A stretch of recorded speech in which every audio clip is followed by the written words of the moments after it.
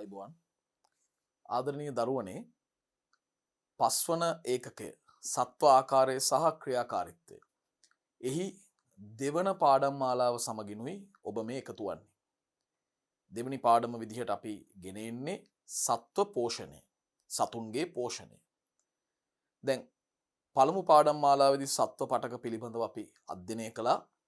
සිද්ධාන්තමය කාරණා වගේම ආදර්ශ ප්‍රශ්නාවලියකුත්. දැන් මේ පාඩම තුලදී අපි මුලින්ම හදාරන්න බලාපොරොත්තු වෙන්නේ සත්ව පෝෂණයට අදාළ සිද්ධාන්තමය කරුණු, තියරි කරුණු තමයි සාකච්ඡා කරන්න බලාපොරොත්තු වෙන්නේ. මේ පාඩමත් පරිච්ඡේද ගණනාවකින් සමන්විත වෙනවා. මොකද මේ පාඩම තුල උගන්වන්නට තියෙන විෂය කරුණු ප්‍රමාණය සාපේක්ෂව වැඩි. ඒ නිසා පරිච්ඡේද ගණනාවකින් ඔබට මේ පාඩම ඉගෙන ගැනීමේ අවස්ථාව සැලසෙනවා. හරි. අපි එහෙමනම් පාඩමට යමු වෙමු. සතුන්ගේ පෝෂණය. දරුවනේ මේ පාඩම් මාලාව තුළ අපිට විශේෂයෙන්ම අවබෝධ කරගෙන හොඳින් කටපාඩම් කරගත යුතු අර්ථ දැක්වීම් ගණනාවක් තියෙනවා. මේවා යාන්ත්‍රිකව පාඩම් කරනවාට වඩා හරියට තේරුම් අරගෙන මතකයේ තබා ගැනීම තමයි වැදගත්ම කාරණාව වෙන්නේ. දැන් පටන් ගන්නකොටම තියෙන අර්ථ දැක්වීමක් තමයි. ඔබෙන් ව්‍යුහගත ප්‍රශ්නවලට අහන්න ඉඩ තියෙන හොඳම ප්‍රශ්නයක් තමයි මුලින්ම තියෙන්නේ.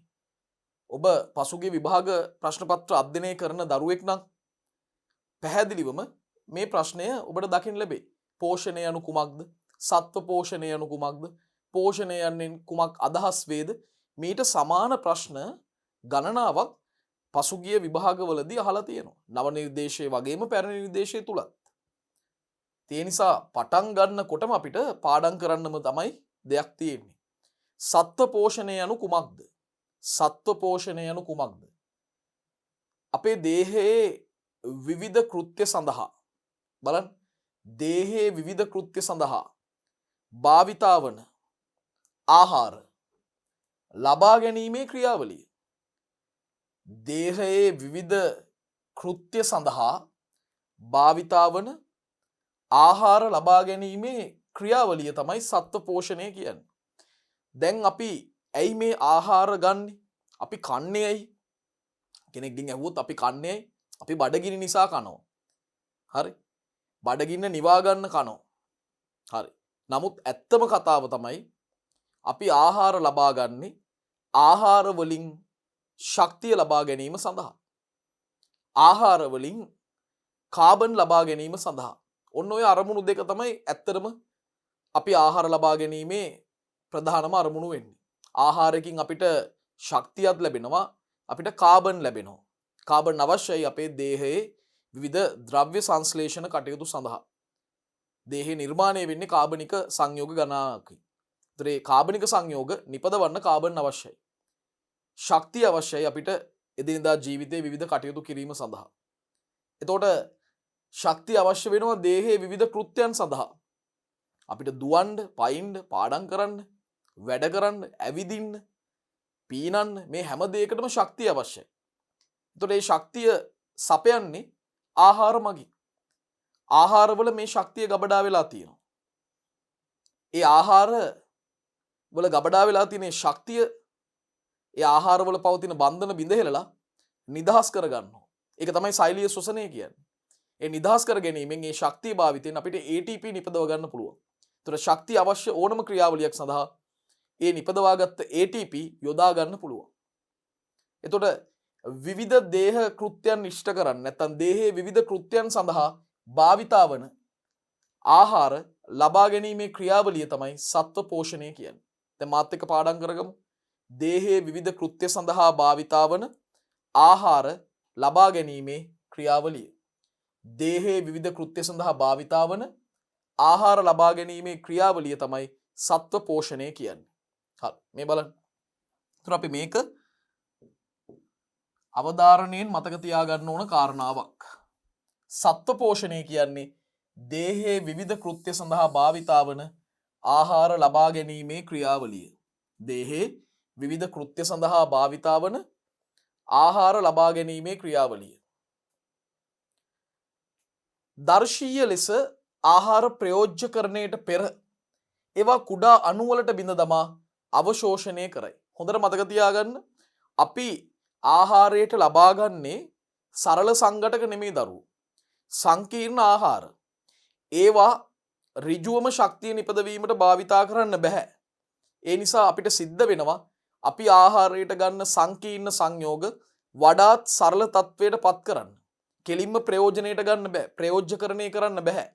ඒ නිසා සංකීර්ණ අණු සරල අණු බවට බිඳ හෙලලා ඒ සරල අණු රුධිරයට අවශෝෂණය කිරීමක් උරා ගැනීමක් සිදු කරන්න ඕනේ. ඊට පස්සේ මේ සරල අණු රුධිරය ඔස්සේ රුධිරය කියන්නේ ප්‍රධාන පරිවහන මාධ්‍ය අපේ ශරීරයේ තියෙන රුධිරය ඔස්සේ මේ කුඩා අණු සෛල පටක කරා ගමන් කරනවා. ඊට පස්සේ සෛලවලට ඇතුල් වෙලා සෛලවල ශ්වසන ක්‍රියාවලියට ලක් වෙලා තමයි ඒ කුඩා අණු වල ඒ ගැබ් වෙලා තියෙන ශක්තිය අපිට භාවිතා කරන්න හැකි වෙන්නේ. ඒ නිසා අපිට සිද්ධ වෙනවා අපි ආහාරයට ගන්න සංකීර්ණ කාබනික සංයෝග සරල ද්‍රව්‍ය බවට බිඳ හෙලන්න. අන්න ඒ කාර්යය බාරගත්ත ඒ වැඩේ බාරගත්ත පද්ධතිය තමයි ආහාර ජීර්ණ පද්ධතිය. ආහාර ජීර්ණ පද්ධතිය. ඒතර ආහාර ජීර්ණ පද්ධතිය මගින් අර සංකීර්ණ ආහාර සරල ආහාර බවට කඩනවා විතරක් නෙමෙයි. ඒ සරල ආහාර සෛල වලට ළඟා වෙන්න පුළුවන් වෙන විදිහට අවශෝෂණය කරනවා රුධිරයට. ওই දෙකම කරනවා. හරි. එතකොට දර්ශීය ලෙස ආහාර ප්‍රයෝජ්‍යකරණයට පෙර ඒවා කුඩා අණු වලට බිඳ දමලා අවශෝෂණය කරගන්නට වෙනවා. ඊළඟ වැදගත් කාරණාව තමයි සතුන් විෂම පෝෂීන් කියන එක. සත්වයෝ විෂම පෝෂීහු වෙති කියලා වගන්තියක් තියෙන ඒකයි. සතුන් සියලුම දෙනා විෂම පෝෂීන්. දැන් ඔබ දන්නවා ස්වයං පෝෂීන් සහ විෂම පෝෂීන් කියන්නේ කවුද කියලා. දරුවනේ ස්වයං පෝෂීන් කියලා අදහස් කරන්නේ තමන්ට අවශ්‍ය කාබනික සංයෝග තමන් විසින්ම සංශ්ලේෂණය කරගන්න ජීවීන්. ඔවුන්ට පුළුවන් අකාබනික සංයෝග භාවිතා කරලා කාබනික සංයෝග නිර්මාණය කරගන්න. එහෙම බැරි නම් යම් ජීවියෙක්ට එයාට පුළුවන් වෙන්නේ වෙනත් ජීවියෙක් වෙනත් ස්වයං පෝෂී ජීවියෙක් සංශ්ලේෂණය කරපු ආහාරයක් තම කාබන් අවශ්‍යතාවය සඳහා භාවිතා කිරීම. එහෙම භාවිතා කරන ඕනම කෙනෙක්ට අපි කියන්නේ විෂම පෝෂීන් කියලා. ඉතින් අපිත් විෂම පෝෂීන්. අපිට බෑ ඉරේලිය වැටෙනකොට ඉරේලියට අත් දෙක මෙහෙම දික් කරන් ඉඳලා අපිට පුළුවන් ද ආහාර නිෂ්පාදනය කරන්න. බැහැනේ. අපිට කරන්න වෙන්නේ ශාක වලින් නිෂ්පාදනය කරන ආහාර අපේ භාවිතයට ගන්න පුළුවන්. එහෙම නැත්නම් සතෙක්ගේ මාංශයක් අපේ ආහාරයට ගන්න පුළුවන්. එතකොට අපිට බෑ විෂම පෝෂීන් විදිහට තනියම ආහාර නිෂ්පාදන ක්‍රියාවලියක් කරගන්න. ස්වාධීනව කරන්න බෑ. ඒ නිසා අපි මේ පාඩම තුලදී විශේෂයෙන්ම කතා කරන්නේ විෂම පෝෂී පෝෂණ ක්‍රියාවලිය පිළිබඳව. දැන් සත්වයෝ විෂම පෝෂීන් නම් විෂම පෝෂී පෝෂණ ක්‍රියාවලියක් කියන්නේ මොකක්ද? මෙන්න මේකට පැහැදිලි අර්ථ දැක්වීමක් තියෙනවා අපිට මුණ ගැහෙන දෙවෙනි අර්ථ දැක්වීම මේ පාඩමේ. විෂම පෝෂී පෝෂණය කියන්නේ මොකක්ද? දරුවනේ අනෙකුත් ජීවීන් අධිග්‍රහණයෙන් හෝ අනෙකුත් ජීවීන්ගෙන් ව්‍යුත්පන්න වන ද්‍රව්‍ය මගින් කාබනික අණු ලබා ගැනීමේ ක්‍රියාවලිය. විෂම පෝෂී පෝෂණය කියලා කියන්නේ මොකක්ද? අනෙකුත් ජීවීන් අධිග්‍රහණයෙන් හෝ අනෙකුත් ජීවීන්ගෙන් ව්‍යුත්පන්න වූ ද්‍රව්‍ය මගින් කාබනික ආහාර අණු ලබා ගැනීමයි. මෙන්න පාඩම් කරගන්න ඕනේ. විෂම පෝෂී පෝෂණ ක්‍රියාවලිය කියන්නේ මොකක්ද? අනෙකුත් ජීවීන් අධිග්‍රහණයෙන් හෝ අනෙකුත් ජීවීන්ගෙන් ව්‍යුත්පන්න වූ ද්‍රව්‍ය මගින් කාබනික ආහාර අණු ලබා ගැනීම. අනෙකුත් ජීවීන් අධිග්‍රහණයෙන් හෝ අනෙකුත් ජීවීන්ගෙන් ව්‍යුත්පන්න වෙච්ච ද්‍රව්‍ය මගින් කාබනික ආහාර අණු ලබා ගැනීමේ ක්‍රියාවලිය තමයි විෂම පෝෂී පෝෂණය කියන්නේ. විෂම පෝෂී පෝෂණය කියන්නේ. දැන් මේක පැහැදිලි කරගමු. මේ අර්ථ දැක්වීම කිව්වටම බෑ. මේක පැහැදිලි කරගන්න ඕනේ. අනෙකුත් ජීවීන් අධිග්‍රහණයෙන් වෙනත් ජීවියෙක්ව ආහාරයට ගැනීමෙන් හෝ අධිග්‍රහණය කරනවා කියන්නේ වෙනත් ජීවියෙක්ව අපි කනවා කියන එක. අනෙක් ජීවීන්ගෙන් ව්‍යුත්පන්න වූ ද්‍රව්‍ය මගින්. දැන් මෙහෙම හිතන්න. අපි කුකුල් මස් කනවා. ඔන්න අපි වෙනත් ජීවියෙක්ව අධිග්‍රහණය කරනවා. ඒක විෂම පෝෂී පෝෂණය. ඒකෙන් අපිට ඒ කුකුල් මස් ආහාරයට ගැනීමෙන් අපිට පුළුවන් ප්‍රෝටීනමය අවශ්‍යතාවය සම්පූර්ණ කරගන්න. ඒ කියන්නේ කාබනික අණු ලබා ගන්නවා. දැන් ඒ වගේ අපිට පුළුවන් කිකිලිය විසින් නිපදවන බිත්තර අනුභව කරන්නත් පුළුවන්. එතකොට අපි එතනදි කරන්නේ ජීවියෙක්ව අනුභව කරනවා නෙමෙයි. එතනදී අපි කරන්නේ ජීවියාගෙන් ව්‍යුත්පන්න වෙච්ච දෙයක් අපේ අනුභවයට ලබා ගන්නවා. අපේ ආහාරයට ලබා ගන්නවා. එතනනුත් අපිට බිත්තරවලනුත් අපිට ප්‍රෝටීන අවශ්‍යතාවය සපුර ගන්න පුළුවන්. කාබනික අණු වර්ගයක් තමයි ප්‍රෝටීන කියන්නේ. අන්න එහෙම තේරුම් ගන්න මේ කතාව. මේ සංසිද්ධිය. විෂම පෝෂී පෝෂණය කියන්නේ මොකක්ද එහෙමනම්? අනෙකුත් ජීවීන් අධිග්‍රහණයෙන් හෝ අනෙකුත් ජීවීන්ගෙන් ව්‍යුත්පන්න වන ද්‍රව්‍ය මගින් පිටතර මතක තියාගන්න. අනෙකුත් ජීවීන්ගෙන් ව්‍යුත්පන්න වන ද්‍රව්‍ය මගින් කාබනික ආහාර අණු ලබා ගැනීමේ ක්‍රියාවලිය නැත්නම් කාබනික ආහාර අණු ලබා ගැනීම. හරි. දැන් මං හිතනවා දරුවන්ට පාඩම් ඇති මේක. තව පාරක් පාඩම් කරමු. අනෙකුත් ජීවීන් අධිග්‍රහණයෙන් හෝ අනෙකුත් ජීවීන්ගෙන් ව්‍යුත්පන්න වන ද්‍රව්‍ය මගින් කාබනික ආහාර අණු ලබා ගැනීම තමයි දරුවනේ විෂම පෝෂී පෝෂණය කියන්නේ. දෙතුන් වතාවක් හොඳින් මේක බලලා මේ අර්ථ දැක්වීම බලලා කියන්න. තනියමම කියන්න. කියලා පාඩම් කරගන්න. කියද්දි අවබෝධයෙන් කියන්න. අනෙකුත් ජීවීන් අධිග්‍රහණයෙන් හෝ අනෙකුත් ජීවීන්ගෙන් ව්‍යුත්පන්න වන ද්‍රව්‍ය මගින් කාබනික ආහාර අණු ලබා ගැනීමේ ක්‍රියාවලිය. හොඳටම පැහැදිලි. දැන් පාඩම්. දැන් සතුන්ට අමතරව සතුන් විතරද මේ විෂම පෝෂී? නෑ. සතුන් විතරක් නෙමෙයි. දිලීර සියලු දෙනා විෂම පෝෂී. බොහෝ බැක්ටීරියාවන් විෂම පෝෂීන් විදියට අපිට සලකන්න පුළුවන්. සතුන් විතරක්ම නෙමෙයි. දැන් විෂම පෝෂී පෝෂණය නැවත ආකාර දෙකකට බෙදනවා ඔබේ විෂය නිර්දේශය තුල. විෂම පෝෂී පෝෂණය ආකාර දෙකකට බෙදනවා.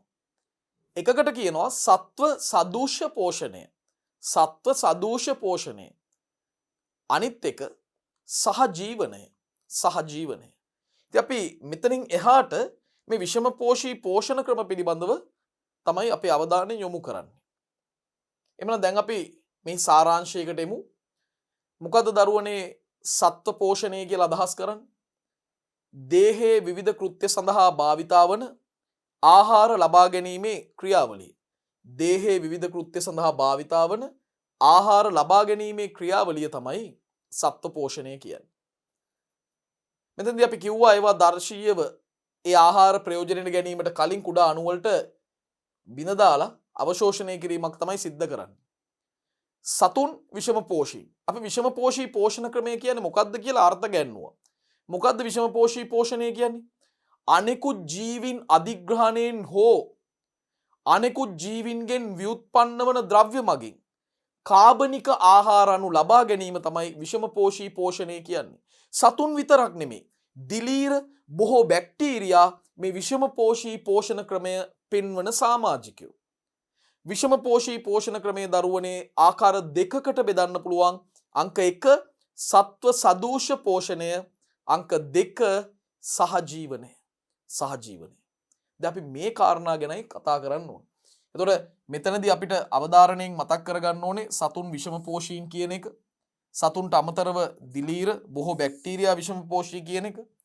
විෂම පෝෂී පෝෂණ ක්‍රම දෙකක් තියෙනවා. එකක් සත්ව සදූෂ, අනිත් එක සහජීවනය. මේ විෂම පෝෂී පෝෂණ ආකාර දෙක ගැන තමයි දැන් අපි ඊළඟට සාකච්ඡා කරන්නට සූදානම් වෙන්නේ. හරි බලමු. සත්ව සදූෂ පෝෂණය.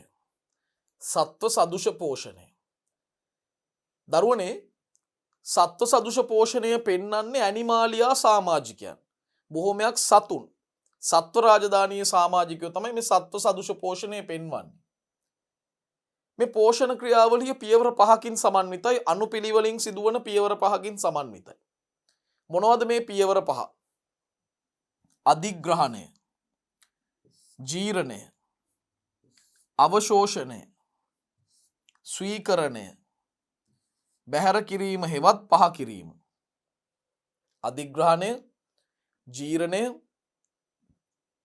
අවශෝෂණය, ස්වීකරණය සහ පහ කිරීම නැත්නම් බැහැර කිරීම. මෙන්න මේ පහ තමයි සත්ව සදූෂ පෝෂණයේ ප්‍රධාන පියවර 5. එතකොට බොහෝ සතුන් සත්ව සදූෂ පෝෂණ ආකාරය පෙන්නනවා. එතෙන්දි සිද්ධ වෙන්නේ මේ අය ආහාර මාර්ගයට ආහාර අධිග්‍රහණය කරගන්න එක. දැන් මේ සත්ත්ව සදුෂ පෝෂණයේ පියවර පහම රූප සටහනකින් දක්වලා තියෙනවා. හරි මේ ඇමීබාවෙක් මේ ක්‍රියාවලිය සිද්ධ කරන ආකාරය පෙන්වන්නේ. දැන් ආහාර ද්‍රව්‍යයක් අධිග්‍රහණය කරනවා. අංක 1 අධිග්‍රහණය.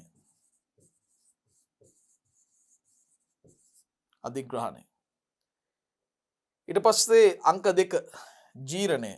එයාම සෛල ඇතුළට ගත්තට පස්සේ බලන්න ජීරණය කරන විදිහ. ජීරණය.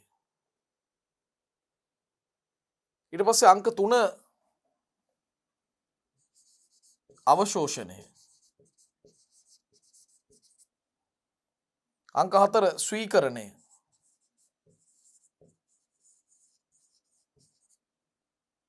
අංක 5 පහ කිරීම. නැත්තම් බැහැර කිරීම.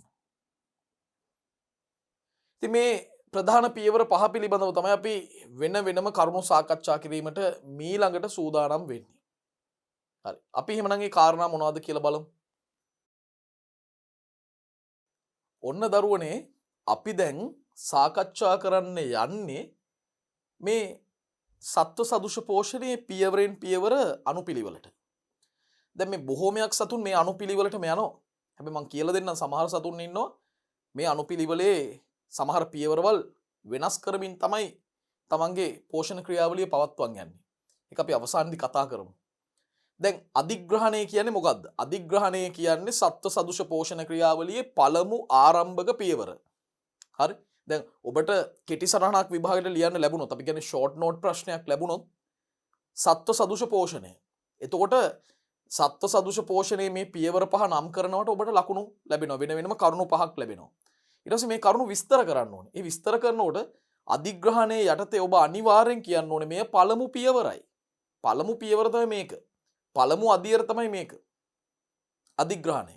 එතකොට මේ පළමු අධියර වන අතර බුදීම හෝ භෝජනය යන ක්‍රියාවලිය සිදුවේ. මේ අධිග්‍රහණය බුදීම හෝ භෝජනය යන ආකාරයට සිද්ධ කරන්න පුළුවන්. ආහාර ප්‍රභවයේ සත්ව විශේෂය අතර වෙනස් වේ. ඔව් ඇත්තනේ. තමන් ආහාරයට ගන්න ආහාර ප්‍රභවයේ සත්ව විශේෂ අතර වෙනස් වෙනවා. දැන් අපි ගත්තොත් හාව, ඒ වගේම මුවා, ගෝණ වගේ සතු මේ අය ශාකමය ද්‍රව්‍ය තමයි අනුභව කරන්නේ. එතකොට ඒ සත්ව විශේෂ අනුභව කරන ආහාර ප්‍රභවයේ ශාකමයයි. හැබැයි කොටියා, සිංහයා, කිඹුලා මේ වගේ සතු ඒ අය මාංශ භක්ෂකයෝ. එතකොට ඒගොල්ලන්ගේ ආහාර ප්‍රභවයේ මාංශමය ආහාර. හරි. නමුත් සමහර ජීවින් දැන් උදාහරණ මිනිසා ගත්තොත් අපි ශාකමය ආහාරත් කනවා. අපි සත්වමය ආහාරත් අනුභව කරනවා. ඉතින් ඒතකොට සර්වභක්ෂකයි.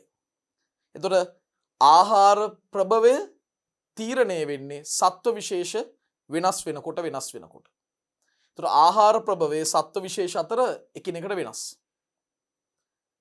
ආහාරයත් ඒ වගේම පරිසරයත් මත පදනම්ව තමයි විවිධ සත්ව විශේෂයන්ගේ විවිධ ආහාර අධිග්‍රහණ ක්‍රම පවතින්නේ.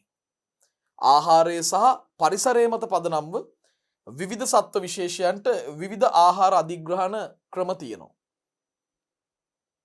දැන් මේ බලන්න මේ රූපේ මේ මිනිසෙක් ආහාරය අධිග්‍රහණය කරන විදිහ. ඒ ආහාරය තමන්ගේ මුඛ කුහරයට ඇතුල් කරගන්නවා. හැබැයි මේ බලන්නකෝ ඒක සෛලික ඇමීබාවෙක් තමන්ගේ ආහාරය අධිග්‍රහණය කරන විදිහ. බලන්න වෙනස. හරි. එයා ව්‍යාජපාද ගොඩනගනවා. මෙන්න ව්‍යාජපාද. අපි මේවා ගැන හොඳට කතා කරා ජයවිදත්තේ පාඩමේදී. ව්‍යාජපාද ගොඩනගා ගනිමින් අර එළියේ තියෙන තමන්ගේ බාහිර පරිසරයේ තියෙන ආහාර අංශුවක් බලන්න ගිලගත්ත විදිහ අධිග්‍රහණය කරපු විදිහ දැන් මේ සෛලය ඇතුළට ගෙනල්ලා තියෙන්නේ. සෛලය ඇතුළට ගෙනල්ලා තියෙන්නේ. ඉතින් අධිග්‍රහණය ගැන මෙන්න මේ කාරණා ටික තමයි දරුවෝ කියන්න තියෙන්නේ.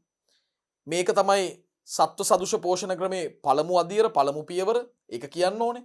පළමු අධියර වන අතර බුදීම හෝ භෝජන යන ක්‍රියාවලිය තමයි සිද්ධ වෙන්නේ. බුදීමෙන් හෝ භෝජනයෙන් තමයි මේ අධිග්‍රහණ ක්‍රියාවලිය සිද්ධ වෙන්නේ.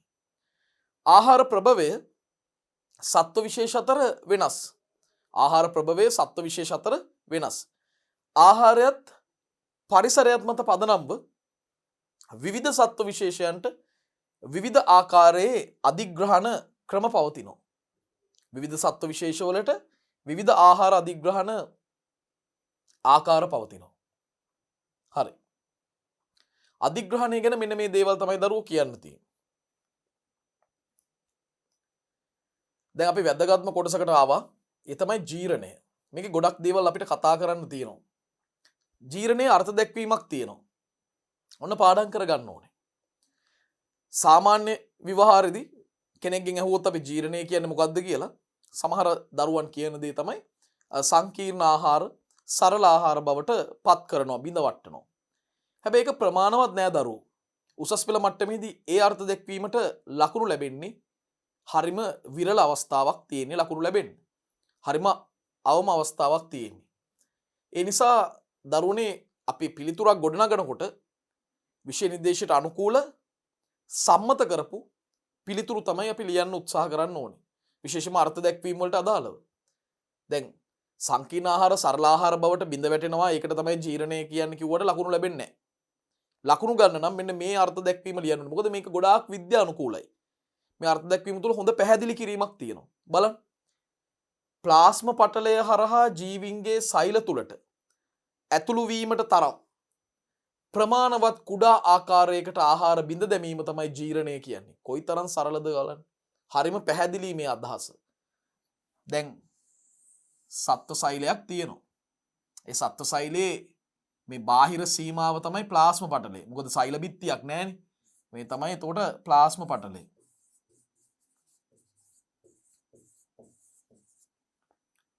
දැන් ප්ලාස්ම පටලෙන් ඇතුල් වුණොත් සෛල ඇතුළට ඕනම කෙනෙක්ට එන්න පුළුවන්.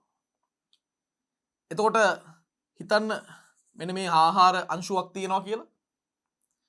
මෙයාට ප්ලාස්ම පටලය හරහා එන්න පුළුවන්කමක් තිබුණොත් ඔන්න ඇවිල්ලා ඉන්නේ යා.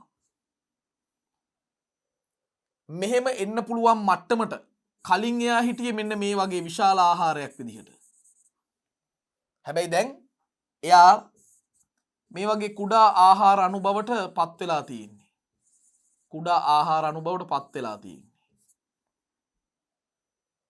දැන් ජීර්ණය කියන්නේ මොකද්ද?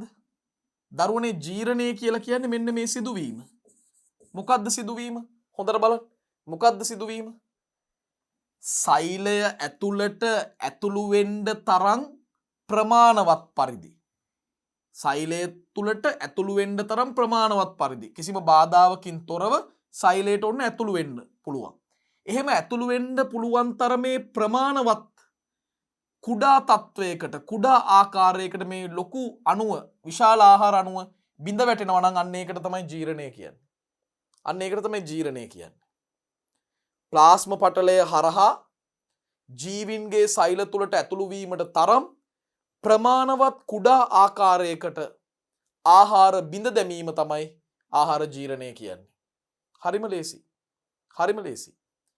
ප්ලාස්ම පටලය මාත් එක කියන්නේ ප්ලාස්ම පටලය හරහා ජීවින්ගේ සෛල තුළට ඇතුළු වීමට තරම් ප්‍රමාණවත් කුඩා ආකාරයකට ආහාර බිඳ දැමීම තමයි ආහාර ජීර්ණය කියලා අදහස් කරන්නේ. පාඩම්. දැන් ඕගලන්ට මේක පාඩම්. හරි. ඔන්න බලන්න තව පාරක් බලන්න.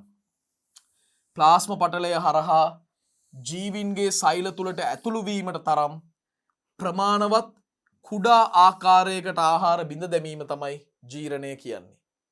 ප්ලාස්ම පටලය හරහා ජීවින්ගේ සෛල තුළට ඇතුළු වීමට තරම් ප්‍රමාණවත් කුඩා ආකාරයකට ප්‍රමාණවත් තරම් කුඩා ආකාරයකට ආහාර බිඳ දැමීම තමයි ජීර්ණය කියන්නේ. දැන් ජීර්ණයේ පාඩම් අර්ථ දැක්වීමක් ඔන්න පාඩම් කරා. දරුවනේ මේ ජීර්ණයේ දෙආකාරයකට අපිට විස්තර කරන්න පුළුවන්. එකක් තමයි යාන්ත්‍රික නැත්නම් භෞතික ජීර්ණය කියලා කියනවා. අනෙක තමයි රසායනික ජීර්ණය. ජීර්ණයේ ආකාර දෙකක් තියෙනවා යාන්ත්‍රික ජීර්ණය සහ රසායනික ජීර්ණය. දැන් යාන්ත්‍රික ජීර්ණයට විශේෂයෙන්ම මිනිසාගේ ආහාර ජීර්ණ පද්ධතිය තුල නම් යාන්ත්‍රික ජීර්ණයට විශේෂයෙන්ම දායක වෙන්නේ දත් ඒ වගේම පේශි වර්ග. විශේෂයෙන්ම ආමාශයේ තියෙන පේශි සහ දත් තමයි දායක වෙන්නේ. එතකොට රසායනික ජීර්ණයට දායක වෙන්නේ සංයෝග වර්ගයක් ඉන්නවා. ඒ තමයි අපි දන්නවා එන්සයිම. බලන්න. ආහාර ජීර්ණය යාන්ත්‍රිකව දත් මගින් ඒ වගේම පේශි ක්‍රියාකාරීත්වයෙන් කරන්න පුළුවන්. ඒ වගේම රසායනිකව එන්සයිම මගින් සිදු කරන්නත් පුළුවන්. හරිම සරලයි. ආහාර ජීර්ණය දත් මගින් පේශි ක්‍රියාකාරීත්වය මගින් යාන්ත්‍රිකව කරන්නත් පුළුවන්. ඒ වගේම එන්සයිම භාවිතා කරලා රසායනිකව කරන්නත් පුළුවන්. මොකද්ද මේ දෙකේ වෙනස? දරුවනේ මතක තියාගන්න හොඳින් යාන්ත්‍රික ජීර්ණයේදී සිද්ධ වෙන්නේ ආහාරයේ විශාලත්වය අඩු වෙන එක පමණයි. ඒ කියන්නේ විශාල ආහාර කොටස් කුඩා ආහාර කොටස් බවට පත් වෙනවා. හැබැයි එහි රසායනික සංයුතියට කිසිදු වෙනසක් සිද්ධ වෙන්නේ නැහැ. රසායනික සංයුතිය වෙනස් නොවි විශාල ආහාර කොටස පොඩි පොඩි ආහාර කෑලි වලට කැබලි වලට පත් වෙනවා. හරි? දැන් මේ බලන්න. අපි බලමු යාන්ත්‍රික ජීර්ණය සිද්ධ වෙන්නේ කොහොමද කියලා. මේ බලන්න. විශාල ආහාර කැබල්. විශාල ආහාර කොටසක්. මේකේ රසායනික සංයුතිය මම ගන්නවා X කියලා. යාන්ත්‍රික ජීර්ණයේදී සිද්ධ වෙන්නේ මොකද්ද? බලන්න. මේ යාන්ත්‍රික ජීර්ණයේදී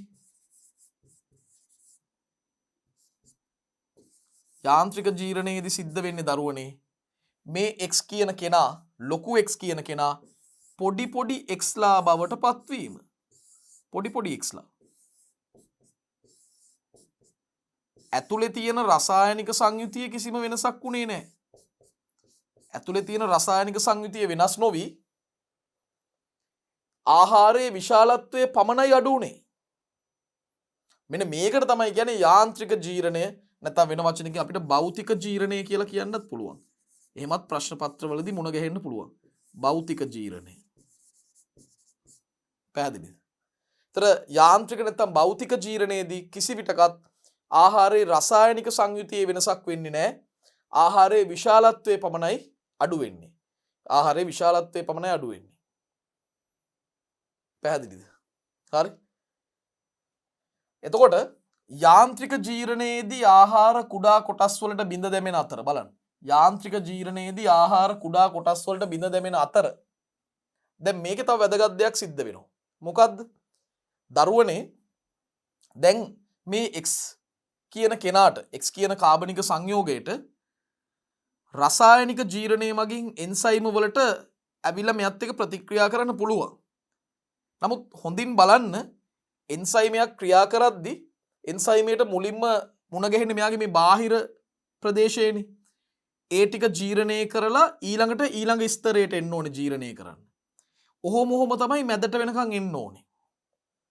හැබැයි ඒ Xම කුඩා කොටස් වලට කඩලා දුන්නම එන්සයිමයට මේ විශාල අණුව මත ක්‍රියා කරනවට වඩා අඩු කාලයකදී මේ කුඩා අණු මත ක්‍රියා කරලා වැඩි ප්‍රතිඵල ප්‍රමාණයක් ලබා ගන්න පුළුවන්.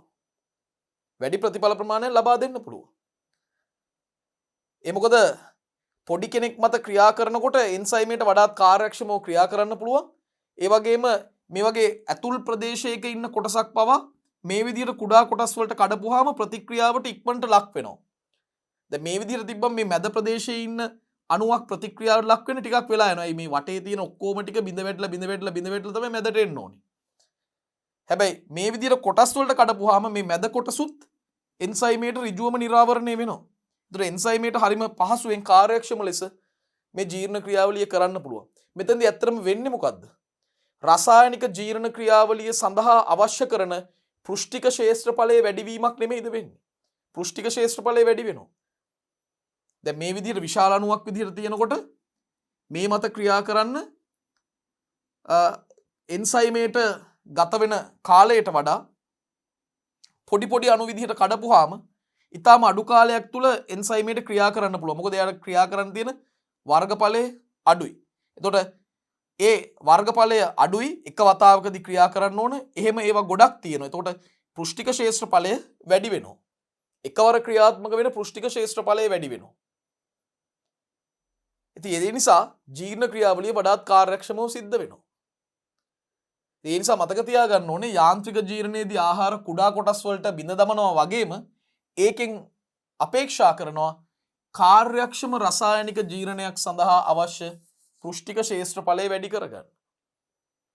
දැන් පළමු අවස්ථාවේදී එන්සයිම අණුවකට මේ ඇතුලේ තියෙන අණුවක් සමග ගැටෙන්න ලැබෙන්නේ නැහැ. හැබැයි මේ විදිහට කොටස් වලට කඩපුවාම ඇතුලේ තියෙන අණුවක් පවා ඍජුවම ප්‍රතික්‍රියාවට සම්බන්ධ වෙනවා. ඕකට තමයි පෘෂ්ඨික ක්ෂේත්‍රඵලය වැඩි වෙනවා කියන්නේ. ඒ නිසා යාන්ත්‍රික ජීර්ණයේ අරමුණ තමයි රසායනික ජීර්ණය සඳහා අවශ්‍ය පෘෂ්ඨික ක්ෂේත්‍රඵලය වැඩි කිරීම. යාන්ත්‍රික ජීර්ණය මිනිසාගේ ප්‍රධාන වශයෙන්ම දත් වලින් ඒ වගේම පේශි චලන වලින් සිද්ධ වෙනවා. ආහාර මාර්ග විශේෂම ආමාශය. රසායනික ජීර්ණයේදී එන්සයිම මගින් විශාල අණු වල ඇති බන්ධන බිඳ දමමින් කුඩා අණු බවට බිඳ හෙළනවා. රසායනික ජීර්ණයේදී එන්සයිම් වලට පුළුවන් මේ X කියන අණුව X කියන්නේ මහා අණුවක්. එතකොට මේ X කියන මහා අණුවේ තියෙන රසායනික බන්ධන බිඳ හෙළලා ඒවා කුඩා අණු බවට පත් කරන්න පුළුවන්.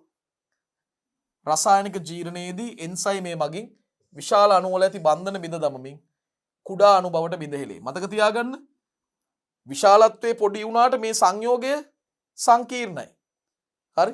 කුඩා අණුවක් වුණාට මේක කුඩා වෙලා තියෙන්නේ මේ තරමින් විතරයි.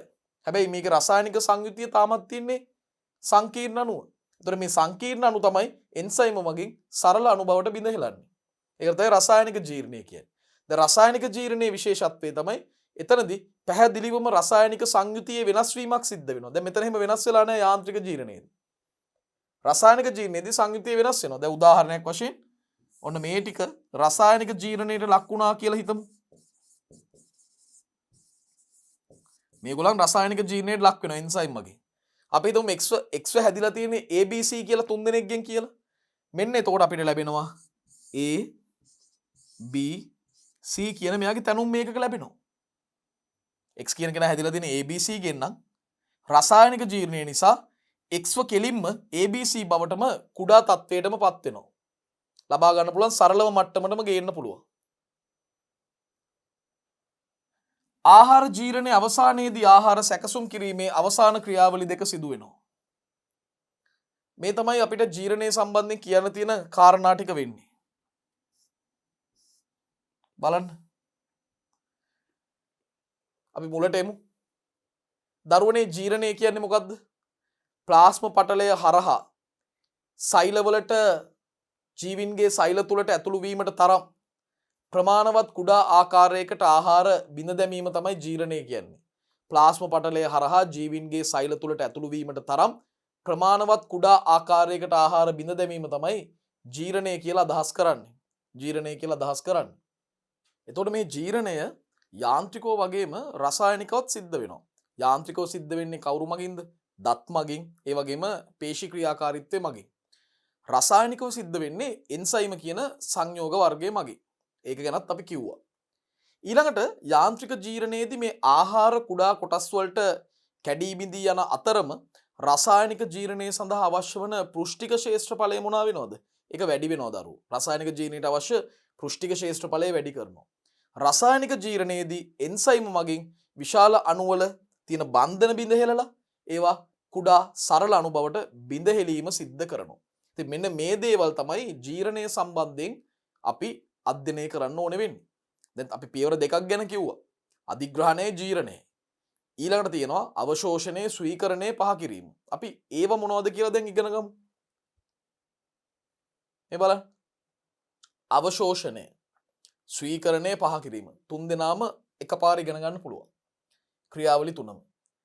දැන් අවශෝෂණය කියලා අදහස් කරන්නේ ජීර්ණයේදී ලැබිච්ච අන්තඵල තියෙනවනේ. මේ ජීර්ණ අන්තඵල නැත්තම් මේ ඊතා කුඩා අණු මේවා රුධිරයට උරා ගැනීම තමයි අවශෝෂණය කියලා අදහස් කරන්නේ. මේ අවධියේදී සත්වයන්ගේ සෛල මගින් මේ කුඩා අණු ලබා ගන්නවා. මේ අවස්ථාවේදී සත්වයන්ගේ සෛල මගින් මේ කුඩා අණු ලබා ගැනීම සිද්ධ කරනවා. ඒක අවශෝෂණය. රුධිරයට මුලින්ම උරාගෙන රුධිරය ඔස්සේ පරිවහණය වෙලා සෛල වලට එය ප්‍රදානය කරනවා. දැන් මොන වගේ දේවල්ද මෙහෙම උරාගන්නේ? මෙහෙම අවශෝෂණය කරන්නේ මොන වගේ දේවල්ද? දැන් අපිට සරල සීනි කියලා ගන්න පුළුවන් විශේෂයෙන්ම මේ ග්ලූකෝස් වගේ දේවල්. ග්ලූකෝස්, ෆ්‍රුක්ටෝස්, ගැලැක්ටෝස් ඒවා පුළුවන් ගන්න සරල සීනි. ඒ වගේම ඇමයිනෝ අම්ල මේ විදිහට සෛල වලට උරා ගන්න අවශෝෂණය කරගන්න පුළුවන්. ඔච්චරයි අවශෝෂණය ගැන කියන්න තියෙන්නේ. අවශෝෂණයේදී වෙන්නේ සත්වයින්ගේ සෛල මගින් මේ කුඩා අණු ලබා ගැනීම. දැන් ගොඩක් දරුවන්ට අපැහැදිලි වචනයක් තමයි මේ ස්වීකරණය. ඒක අලුත් වචනයක්නේ. සාමාන්‍ය පෙළ මට්ටමේදීවත් මේ වචනය ඔබ දැකලා අහලා නැතුව ඇති. මොකද්ද ස්වීකරණය කියන්නේ? දරුවනේ දැන් මේ අවශෝෂණය කරගත්ත කුඩා අණු තියෙනවනේ. ඔය කුඩා අණු සෛල ඇතුළට ගත්තට පස්සේ සෛලවලදී විශේෂයෙන්ම ස්වායු ශ්වසන ක්‍රියාවලියේදී මේකට මයිටොකොන්ඩ්‍රියා එහෙම මැදිහත් වෙලා මේ කුඩා අණු වල තියෙන බන්ධන බිඳ හෙලලා ඒ වයින් ශක්තිය නිදහස් කරගන්නවා. මේ කුඩා සරල අණු ඔක්සිකාරක ක්‍රියාවලියක් ඔස්සේ යවලා ඒ බන්ධන වල තියෙන ශක්තිය නිදහස් කරගන්නවා. ඒ නිදහස් කරගන්න ශක්තිය භාවිතා කරලා ATP කියන සාරවත්‍ර ශක්තිවාහක සංයෝගය හදනවා. මේ ATP අපිට විවිධ ශරීරයේ ශරීරයේ සිදුවන විවිධ ක්‍රියා සඳහා විවිධ ශරීර ක්‍රියාවන් සඳහා භාවිතා කරන්න පුළුවන්. හරි. ඒ භාවිතා කිරීම ගැන තමයි මෙතනදී අපි කතා කරන්නේ. මොකද්ද ස්වීකරණය කියන්නේ? ශරීරයේ විවිධ කෘත්‍ය සඳහා අවශෝෂණය කරන ලද පෝෂක ප්‍රයෝජ්‍ය කිරීමේ ක්‍රියාවලිය. ශරීරයේ විවිධ කෘත්‍යයන් සඳහා අපි අවශෝෂණය කරගත්ත පෝෂක ප්‍රයෝජනයට ගැනීමේ ක්‍රියාවලිය තමයි ස්වීකරණය කියන්නේ. මෙතනදී මේ පෝෂක බිඳ හෙලලා ඒකේ ATP ශක්තිය ලබා ගන්න ඕනේ. ඒ ATP ශක්තිය භාවිතයෙන් විවිධ දේහ කෘත්‍යයන් ඉෂ්ට කරන්න පුළුවන්. එතකොට ශරීරයේ විවිධ කෘත්‍ය සඳහා අවශෝෂණය කරන ලද පෝෂක ප්‍රයෝජ්‍යකරණය කිරීමේ නැත්නම් භාවිතා කිරීමේ ක්‍රියාවලිය තමයි ස්වීකරණය කියලා කියන්නේ. ඉතින් ඕක පාඩම් කරගන්න ඕනේ හොඳටම. ශරීරයේ විවිධ කෘත්‍ය සඳහා අවශෝෂණය කරන ලද පෝෂක ප්‍රයෝජ්‍යකරණය ප්‍රයෝජනයට ගැනීමේ නැත්නම් භාවිතා කිරීමේ ක්‍රියාවලිය තමයි ස්වීකරණය කියන්නේ. පාඩම් කරමු මාත් එක්ක. ශරීරයේ විවිධ කෘත්‍ය සඳහා එතනින් කඩන්න. ඒතකොට පාඩම් කරන්න ලේසි. ශරීරයේ විවිධ කෘත්‍ය සඳහා අවශෝෂණය කරන ලද පෝෂක ප්‍රයෝජ්‍යකරණය කිරීමේ ක්‍රියාවලිය. ප්‍රයෝජ්‍යකරණය කිරීමේ ක්‍රියාවලිය තමයි ස්වීකරණය. නැවත මතක් කරමු. ශරීරයේ විවිධ කෘත්‍ය සඳහා අවශෝෂණය කරන ලද පෝෂක ප්‍රයෝජ්‍යකරණය කිරීමේ ක්‍රියාවලිය. ශරීරයේ විවිධ කෘත්‍ය සඳහා අවශෝෂණය කරන ලද පෝෂක ප්‍රයෝජ්‍යකරණය කිරීමේ ක්‍රියාවලිය තමයි ස්වීකරණය. හරි. එහෙනම් අපි එනවා අවසානයේට. සත්ව සදුෂ පෝෂණ ක්‍රියාවලියේ අවසාන පියවර තමයි පහ කිරීම නැත්නම් බැහැර කිරීම. මොකද්ද මේ පහ කරනවා කියන්නේ? අපි ආහාරයට ගන්න ආහාර ස්කන්ධයම සම්පූර්ණයෙන් ජීර්ණය වෙන්නේ නැහැ. එයින් යම් ප්‍රමාණයක් ජීර්ණය නොවන තත්වයකට පත් වෙනවා. ජීර්ණය වෙනවා විශාල ප්‍රමාණයක්, සුළු ප්‍රමාණයක් ජීර්ණය වෙන්නේ නැහැ. අන්නේ ජීර්ණය නොකරන ලද ද්‍රව්‍ය තියෙනවනේ. ඒවා අපි තවදුරටත් ආහාර මාර්ගය තුල දේහය තුල පවත්වා ගැනීමෙන් කිසිම ප්‍රයෝජනයක් ලැබෙන්නේ නැහැ. හරි? ඒවා අපි බැහැර කරන්නට අවශ්‍ය වෙනවා. හරි. එතකොට ජීර්ණය නොකරන ලද ද්‍රව්‍ය ආහාර මාර්ගයෙන් ඉවත් කිරීමේ ක්‍රියාවලිය තමයි අපි පහ කිරීම කියලා කියන්නේ. ජීර්ණය නොකරන ලද ද්‍රව්‍ය ආහාර මාර්ගයෙන් ඉවත් කිරීමේ ක්‍රියාවලියට තමයි පහ කිරීම කියලා කියන්නේ. ඔන්න මතක තියාගන්න ඕනේ. ජීර්ණය නොකරන ලද ද්‍රව්‍ය ආහාර මාර්ගයෙන් ඉවත් කිරීමේ ක්‍රියාවලිය තමයි පහ කිරීම. එහෙමනම් දරුවනේ අපි සත්ව සදුෂ පෝෂණයේ පියවර පහම මේ වන විට ඉගෙනගෙන අවසන්. අධිග්‍රහණය, ජීර්ණය, අවශෝෂණය, ස්වීකරණය, පහ කිරීම. මං කෝ මේ ක්‍රියාවලිය අවසානයේදී මම කියන්නම් සමහර සතුන් ඉන්නවා මේ අනුපිළිවෙල වෙනස් කරගෙන ඉන්න අය. ඒ හොඳම උදාහරණය තමයි මකුලුවා. දැන් මකුලුවා තමන්ගේ සත්ව සදුෂ පෝෂණ ක්‍රියාවලියේ පළමු පියවර අධිග්‍රහණය නෙමෙයි. මකුලුවා කරන්නේ මොකද්ද? තමන් වියනවා මකුළු දැලක්. මේ මකුළු දැලේ පැටලෙනවා යම් යම් කුඩා සතුන්. එතකොට ඔවුන්ව කෙලින්ම මකුලුවා අධිග්‍රහණය කරන්නේ නැහැ දරුවෝ. මකුලුවා කරන්නේ මුලින්ම තමන්ගේ දේහයෙන් තමන්ගේ කේටයේ තියෙන බහිස්සෛලික එන්සයිම අර දැලේ පැටලුණු ජීවියාගේ දේහයට මුදා හරිනවා. එතකොට නිකන් අර මේ ගොදුර බවට පත් වෙන ජීවියාට නිකන් අම්ල ප්‍රහාරයක් වැදුනා වගේ, ඇසිඩ් එකක් වැදුනා වගේ දැනෙන්නේ. තමන්ගේ කාබනික සංයෝග, තමන්ගේ දේහ පටකවල තියෙන කාබනික සංයෝග ඊටාම සීක්‍රේන් ජල විච්ඡේදනය වෙනවා, කැඩිලා බිඳිලා යනවා. එතකොට ඇත්තටම මකුලුව මුලින්ම කරන්නේ අධිග්‍රහණය නෙමෙයි දරුවෝ, ජීර්ණය. හැබැයි ඒක බහිස්සෛලික ජීර්ණයක්. තමන්ගේ ශරීරය ඇතුලේ සිද්ධ වෙන ජීර්ණයක් නෙමෙයි. බාහිර පරිසරයේදී තමයි ජීර්ණ ක්‍රියාවලිය කරන්නේ. කරලා ඒ කුඩා සංඝටක තමයි දේහයට අධිග්‍රහණය කරලා අනතුරුව අවශෝෂණය ස්වීකරණය සහ පහ කිරීම කරන්නේ. දැක්කද? එතනදී සත්ව සදුෂ පෝෂණ ක්‍රියාවලියේ අනුපිළිවෙලේ වෙනසක් පැහැදිලිවම තියෙනවා. එහෙම සතුන් ඉන්නවා අපිට ස්වභාවයේ මුණ ගැහෙනවා. පැහැදිලිද? හරි. එහෙනම් දරුවනේ සත්ව සදුෂ පෝෂණ ක්‍රියාවලිය මුළුමනින්ම අපි සාකච්ඡා කළා. දැන් මම ඊළඟට සූදානම් වෙන්නේ දරුවන්ට පැහැදිලි කරන්න සතුන්ගේ භෝජන යාන්ත්‍රණ කීපයක් පිළිබඳව. භෝජන යාන්ත්‍රණ කීපයක් පිළිබඳවයි මේ පැහැදිලි කිරීමට සූදානම් වෙන්නේ. මේ ගැනත් අපි දැනගන්න ඕනේ. අපි සහජීවනය ගැන කතා කරන්නේ මේ කොටසෙන් පස්සේ. සහජීවනය තියෙනවනේ. විෂම පෝෂී පෝෂණ ක්‍රම දෙකක් තියෙනවා. ප්‍රධානව එකක් සත්ව සදූෂ, අනිත් එක සහජීවනය. අපි මේ සතුන්ගේ භෝජන යාන්ත්‍රණ සියල්ල කතා කරලා ඉවර වුණාම සහජීවනය කියන්නේ මොකක්ද කියලා පරීක්ෂා කරලා බලමු. හරි. දැන් සතුන්ගේ භෝජන යාන්ත්‍රණ. පළවෙනි භෝජන යාන්ත්‍රණය තමයි පෙරාබුදින්නන්. පෙරාබුදින්නන්. කවුද මේ පෙරාබුදින්නන්? මොකද්ද පෙරාබුදින්නන් කරන්නේ කියලා තේරුම් ගමු. අවට ඇති ජලීය මාධ්‍යෙන් අවලම්බිත ආහාර අංශු පෙරා ගන්නවා. මේ අය කරන්නේ තමා අවට තියෙන ජලීය මාධ්‍ය, ජලජ පරිසරයේ තියෙන වතුරේ ගිලී පාවෙන ආහාර අංශු තියෙනවා. අපි ඒවට කියන්නේ අවලම්බිත අංශු කියලා. ගිලිලා පාවෙන වතුරේ තියෙන ආහාර අංශු තියෙනවා. ඒවා පෙරීමකට ලක් කරනවා. නැත්තම් පෙරා ගන්නවා. පෙරීමකට ලක් කරනවා. ඒකට අල්ලා ගැනීමක් නැත්තම් උගුල් යාන්ත්‍රණයක් මේ සමාජිකයන් භාවිතා කරනවා. ඒ ආහාර අංශු අල්ල ගන්නවා නැත්තම් උගුලක් අටවල එකතු කර ගන්නවා. එතකොට අවට ඇති ජලීය මාධ්‍යෙන් අවලම්බිත ආහාර අංශු පෙරා ගනී. ඒ සඳහා අල්ලා ගැනීම උගුල් වැනි විවිධ යන්ත්‍රණ යොදා ගන්නවා. විවිධ යන්ත්‍රණ යොදා ගන්නවා මේ දේවල් සඳහා, මේ පෙරා ගැනීම සඳහා. දැන් උදාහරණයක් වශයෙන් ගත්තොත් බිල්ලන්ගේ කාණ්ඩයට අයිති වෙන, මුලුස්කාවන්ට අයිති වෙන සමාජිකයෝ ඉන්නවනේ. කාවාටියන්, මට්ටියන් අපි ජෛවිකත්වයේ පාඩමේදී මේව සඳහන් කළා. මේ කාවාටියන්ගේ, මට්ටියන්ගේ ජලක්ලෝම මතින් ගමන් කරන ජලයේ තියෙන කුඩා ආහාර අංශු මේගොල්ලන් භෝජනය කරනවා. කාවාටියන්, මට්ටියන්ගේ ජලක්ලෝම මතින් ගමන් කරන ආහාර අංශු තියෙනවනේ. ඒ ගමන් කරන ජලයේ තියෙන ආහාර අංශු, ඒ ආහාර අංශු තමයි භෝජනය කරන්නේ. මෙතනදි සිද්ධ වෙන්නේ මේ ආහාර අංශු කුඩා ශ්ලේෂ්මල පටලයක්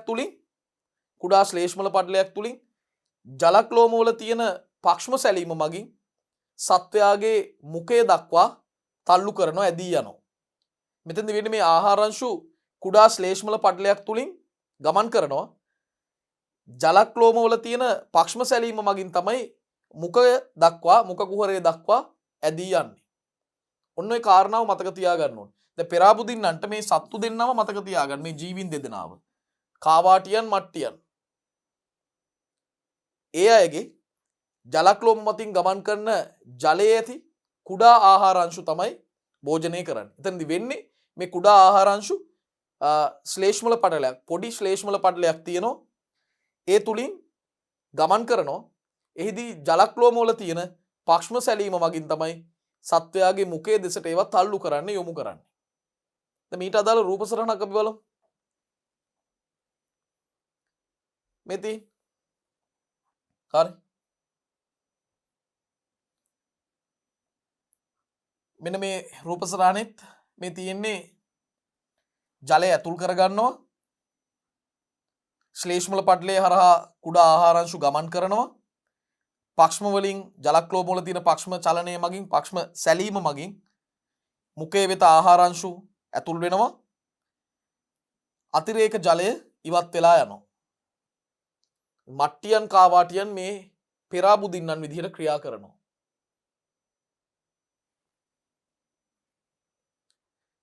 ඊළඟ භෝජන යාන්ත්‍රණයට මම යොමු වෙන්න කැමති තරල බුදින්නන්. තරල බුදින්නන් පණ තියෙන, ඒ කියන්නේ ජීවි ධාරකයෙකුගේ පෝෂක වලින් පිරිච්ච තරලය තමයි මේ අයගේ ආහාරය බවට පත් වෙන්නේ. ජීවි ධාරකයෙකුගේ පෝෂක වලින් පිරුණු, පෝෂක වලින් සරු තරලය මේ තරල බුදින්නන්ට පුළුවන් Tamanගේ හොඳින් අනුවර්තනය වෙච්ච මුඛ උපාංග භාවිතා කරලා ඒ ධාරකයාගෙන් ඒ දේවල් ලබා ගන්න පුළුවන්. උරා ගන්න ඇත්තටම පුළුවන්. ජීවිධාරකයාගෙන් පෝෂක වලින් සරු තරලය හොඳින් අනුවර්තිත මුඛ කොටස් භාවිතා කරමින් උරා ගැනීම තමයි තරල බුදින්නන් කියලා කියන්නේ. උරා ගන්න යාන්ත්‍රණය. ජීවිධාරකයාගෙන් පෝෂක වලින් සරු තරලය හොඳින් අනුවර්තිත මුඛ කොටස් භාවිතා කරමින් උරා ගැනීම හොඳින් අනුවර්තිත මුඛ කොටස් භාවිතා කරමින් උරා ගැනීම තමයි සිද්ධ වෙන්නේ. දැන් මෙතනදී හොඳම උදාහරණ තමයි මදුරුවා. මිනිස් සම සිදුරු කරලා රුධිරය උරා බොනවා. කූඩිත්තා. මේ කූඩිත්තා කියන කෙනා අපිට දකින්න පුළුවන් ශාකවල ෆ්ලෝයම යුෂ උරා ගන්නවා. ඇයි මීමැස්සා ගුමන කුරුල්ලා කියන්නේ හමින් බර්ඩ් ලෝකේ ඉන්න කුඩාම පක්ෂියා විදියට දැනට සලකන්නේ ගුමන කුරුල්ලා නැත්නම් හමින් බර්ඩ්. මේ මීමැස්සා ගුමන කුරුල්ලා වගේ අය පුෂ්ප වලින් අර මල් පැණි උරා බීම සිද්ධ කරනවා. මේ ඉන්නේ හමින් බර්ඩ්. මේ රූපෙන් දක්වන්නේ ලෝකේ ඉන්න කුඩාම පක්ෂිය. කුඩාම පක්ෂි විශේෂය.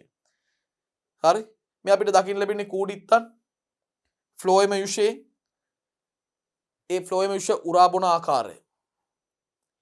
තරල බුදින්නන්ගේ විශේෂත්වය තමයි ජීවිධාරකයාගේ පෝෂක වලින් සරු තරලය හොඳින් අනුවර්තිත මුඛ කොටස් භාවිතා කරමින් මුඛ උපාංග භාවිතා කරමින් උරා ගැනීම තමයි සිද්ධ කරන්නේ. උදාහරණ මොනවද? මදුරුවා මිනිසාගේ රුධිරය උරා බොනවා. කූඩිත්තා ශාකවල ෆ්ලෝයම යුෂ උරා බොනවා. මීමැස්ස සහ ගුමන කුරුල්ලා මල් වලින් පුෂ්ප වලින් මල් පැණි උරා බීම සිද්ධ කරනවා. මල් පැණි උරා බීම සිද්ධ කරනවා. පැහැදිලිද? ඒ තමයි තරල පෝෂි. නැත්නම් තරල බුදින්නන් කියලා ඔවුන්ව හඳුන්වනවා. ජීවිධාරකයාගේ පෝෂක වලින් සරු තරලය Tamanගේ අනුවර්තිත මුඛ කොටස් උපයෝගී කරගෙන හොඳින් අනුවර්තිත මුඛ කොටස් භාවිතා කරමින් උරා ගැනීම. හරි. බලන්න උපස්තර බුදින්නන් ඊළඟට අපි කතා කරන්නේ උපස්තර බුදින්නන් ගැන. දැන් මේ උපස්තර බුදින්නන් කියන අයගෙත් විශේෂත්වයක් තියෙනවා. මේ අය ආහාර ප්‍රභවයේ මත හෝ ආහාර ප්‍රභවයේ තුල ජීවත් වෙමින් ඒ ආහාර ප්‍රභවය අනුභව කරනවා. බලන්නකෝ.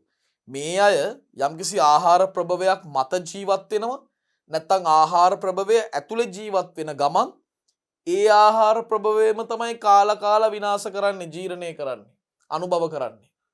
බලන්න මේ සත්තු ආහාර ප්‍රභවයේ මත හෝ ආහාර ප්‍රභවයේ තුල සිටිමින් ඒක ඇතුලේ ජීවත් වෙමින් ආහාරය අනුභව කරනවා. ආහාරය අනුභව කරනවා. මොනවද උදාහරණ? කොළ කන දලඹුවා. මේන් කොළ කන දලඹුවා. එයා මොකද කරන්නේ? එයා ශාක පත්‍ර හෝ මෘදු පටක තුලින් ගමන් කරලා ඒව පරිභෝජනය කරනවා. ශාක පත්‍රයක් ඇතුළට රිංගන්න තරම් එයාට හැකියාවක් තියෙනවා. ශාක පත්‍ර තුල හෝ මෘදු පටක තුලින් ගමන් කරලා අනුභව කරනවා, පරිභෝජනය කරනවා. ශාක පත්‍ර තුලින් අනුභව කරනවා. එයා ජීවත් වෙන පත්‍රයේම තමයි එයා කන්නේ. හරි? ඉහඳ පණුවා දෙවෙනි උදාහරණය. මෙයා ජීවත් වෙන්නේ සත්ව මලකුණු වල.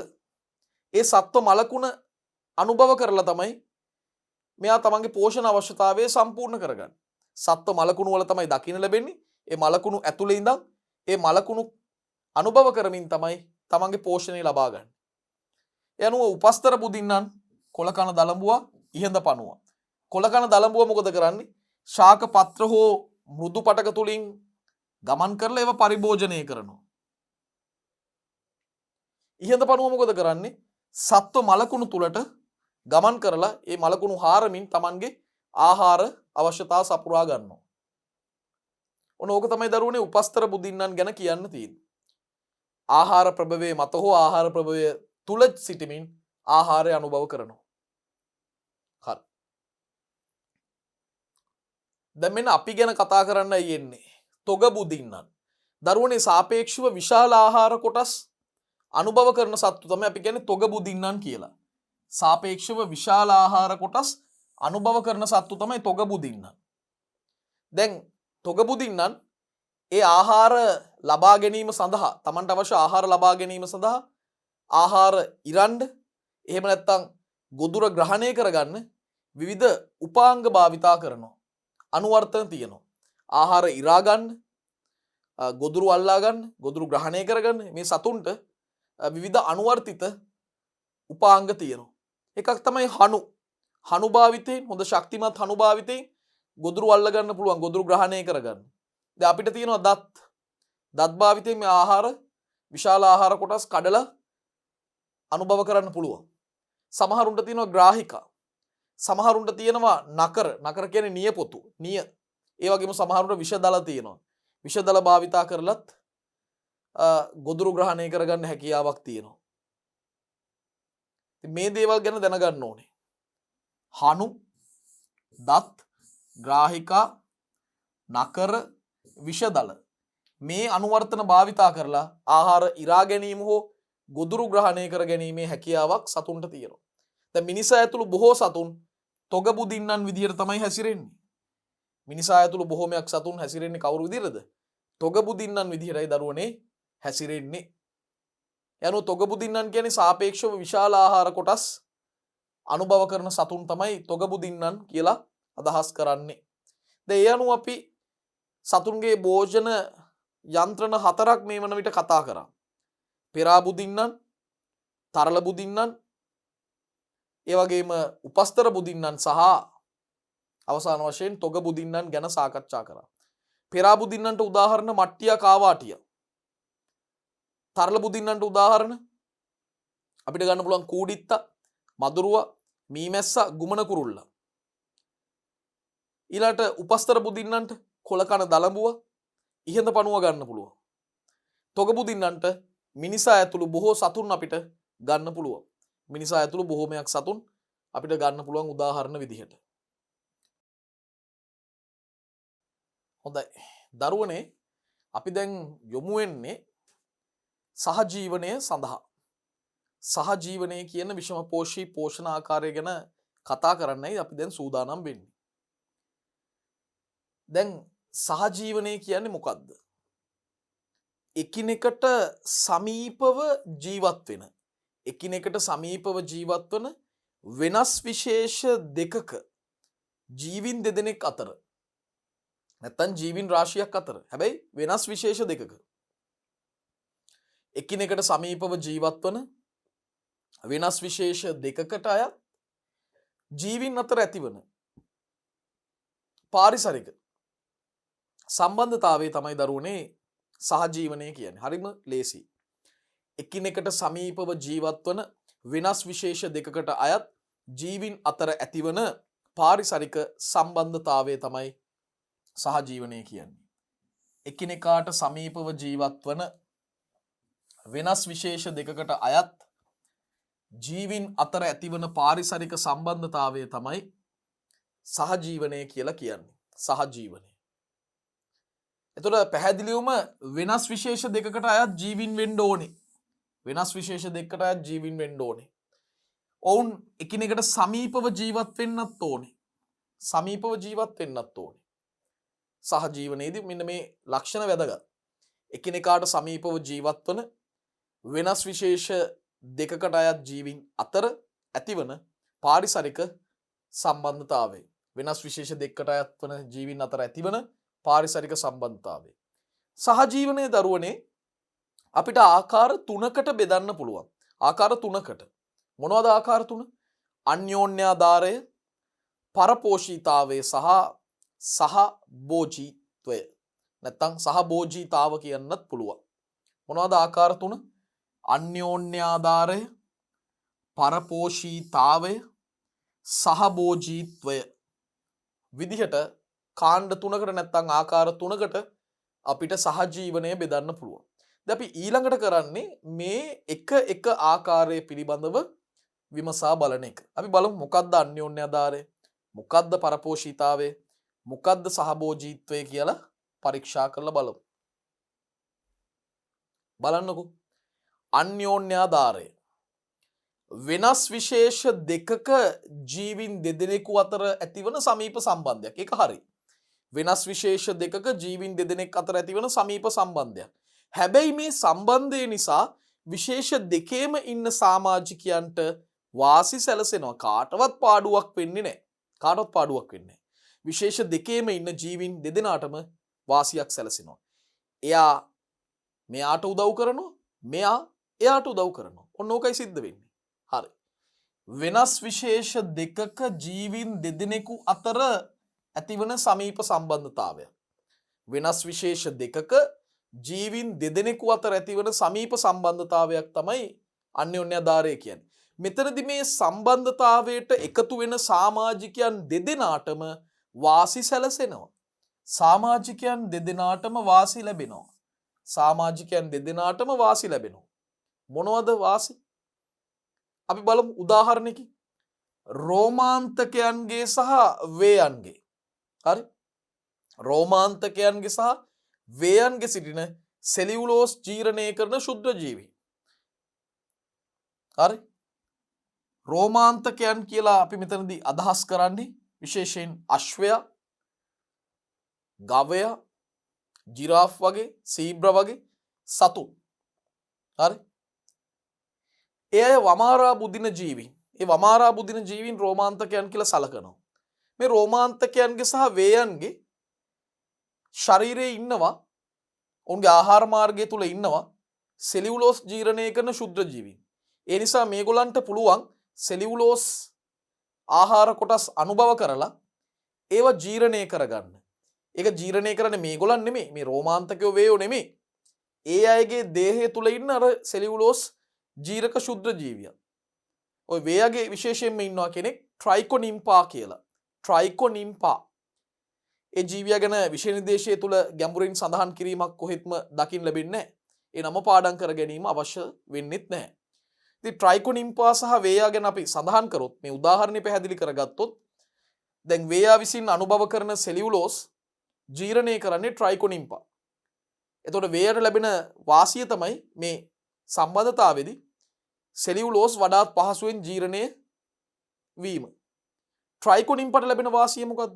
ට්‍රයිකොනිම්පා ඉන්නේ වේයගේ ආහාර මාර්ගය. එතකොට Tamanට වාසස්ථානයක් ලැබෙනවා. ආරක්ෂාව ලැබෙනවා. ඒ වගේම පෝෂණයෙන් කොටසක් ලබා ගන්න පුළුවන්. ඒ නිසා වේයගෙන් ට්‍රයිකොනිම්පාටත් ලැබෙනවා වාසියක්, උදව්වක්. ට්‍රයිකොනිම්පාගෙන් වේයටත් ලැබෙනවා. රෝමාන්තකයනුත් එහෙම තමයි. රෝමාන්තකයන්ගේ ආහාර මාර්ගයේ වාසය කරන සෙලියුලෝස් ජීරක ශුද්ධ ජීවීන්ට වාසස්ථාන ආරක්ෂාව ලැබෙනවා, පෝෂණය ලැබෙනවා. ඒ වගේම රෝමාන්තකයන්ට අවශ්‍ය ඔවුන්ට කරන්න බැරි සෙලියුලෝස් ජීර්ණ ක්‍රියාවලිය මේ ශුද්ධ ජීවීන් විසින් කරලා දෙනවා. ඔන්න වාසිය. හරි? විශේෂ දෙකේම සමාජිකයන් දෙදෙනාටම වාසි සැලසෙන සම්බන්ධතාවය. දැන් අපි අන්‍යෝන්‍යාධාරය ගැන කතා කරපු නිසා, මේ වගේ උදාහරණ අපි කතා කරපු නිසා අපි ඊළඟට යොමු වෙමු පරපෝෂිතාවය පිළිබඳව. දැන් මේ බලන්න. පරපෝෂිතාවය. පරපෝෂිතාවයේදී වෙනස් විශේෂ වලට අයත් ජීවීන් දෙදෙනෙක් අතර සිදුවන සමීප සම්බන්ධයක්.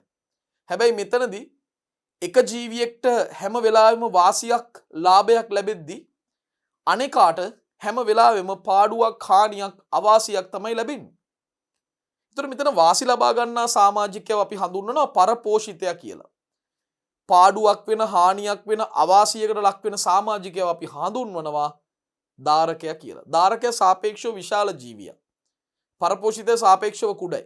මේ පරපෝෂිතයෝ දරුවනේ ධාරකයාගේ දේහයේ මත ඉන්නත් පුළුවන්, දේහය තුල වාසය කරන්නත් පුළුවන්. කොහොම හිටියත් පාඩුවක්, හානියක් කරන්නේ. දේහයේ මත වාසය කරමින් දේහ තරල උරා ගන්න පුළුවන්.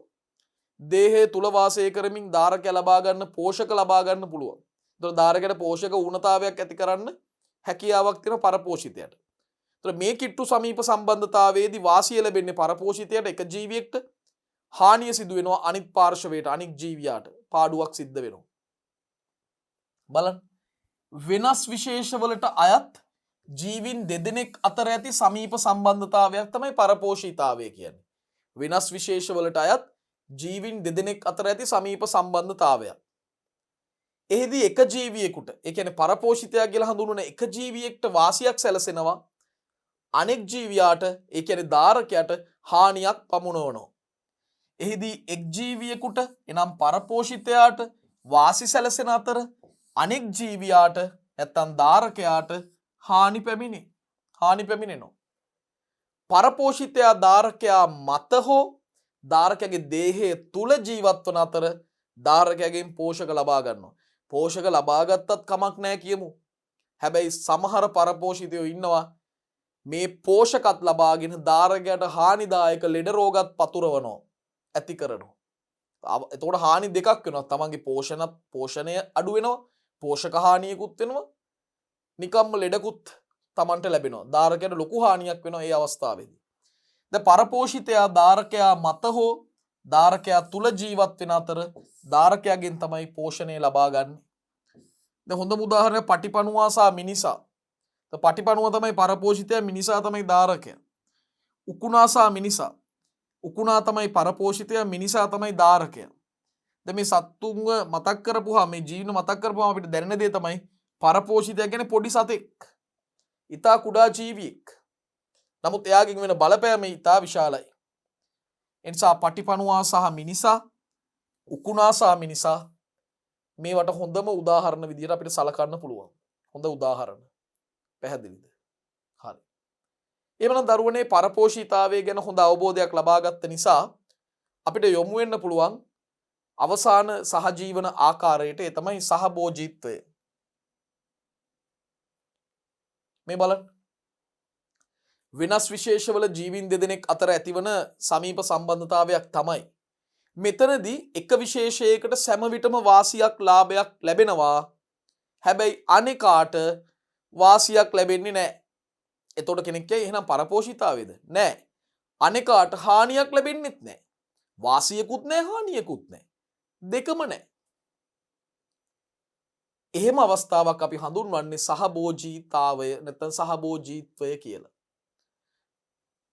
විවිධ විශේෂවල ජීවීන් දෙදෙනෙකු අතර ඇතිවන සමීප සම්බන්ධතාවයක්. ඒක හරි.